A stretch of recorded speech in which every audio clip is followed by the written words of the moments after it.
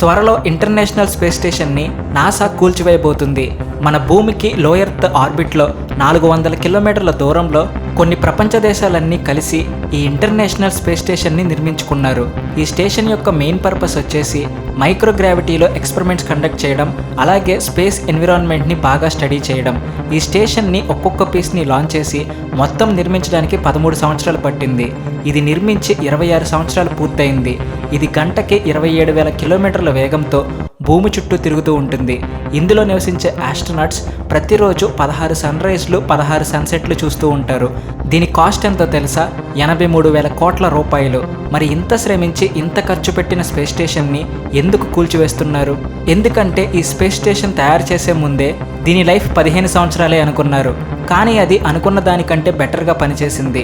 అందుకని ఇప్పటి వరకు కొనసాగించారు. పైగా ఇది ఎప్పుడో నిర్మించారు కాబట్టి అంత అడ్వాన్స్డ్ లెవెల్లో లేదు. అందుకని 2030వ సంవత్సరంలో స్పేస్ స్టేషన్ని డిఆర్బిట్ చేసి పసిఫిక్ ఓషన్లో కూల్చివేస్తారు. దీని బరువు 4,50,000 కేజీలు. అందుకని పెద్ద స్ప్లాష్ డౌనే జరుగుద్ది. ఇంకా కొన్ని మిగిలిన పీసెస్ ఉంటే అవి అట్మాస్ఫియర్లోకి వచ్చి కాలిపోతాయి. అలా దీనిని 2031 కల్లా పూర్తిగా నాశనం చేయబోతున్నారు. మరి ఇది కూల్చేస్తే ఆస్ట్రోనాట్స్ ఎక్కడ ఉంటారు? ఐఎస్ఎస్ని కూల్చివేసి ఇంకా అడ్వాన్స్డ్ స్పేస్ స్టేషన్స్ని నిర్మించబోతున్నారు. నాసా ప్రైవేట్ కంపెనీస్తో కొలాబరేట్ అయ్యింది. ఆ కంపెనీస్కి $100 మిలియన్ల ఫండ్స్ ఇచ్చి అడ్వాన్స్డ్ స్పేస్ స్టేషన్స్ని ప్లాన్ చేస్తున్నారు. ఈ స్పేస్ స్టేషన్స్తో మూన్కి, మార్స్కి స్పేస్ జర్నీ ఈజీగా కుదిరేలా చేయబోతున్నారు.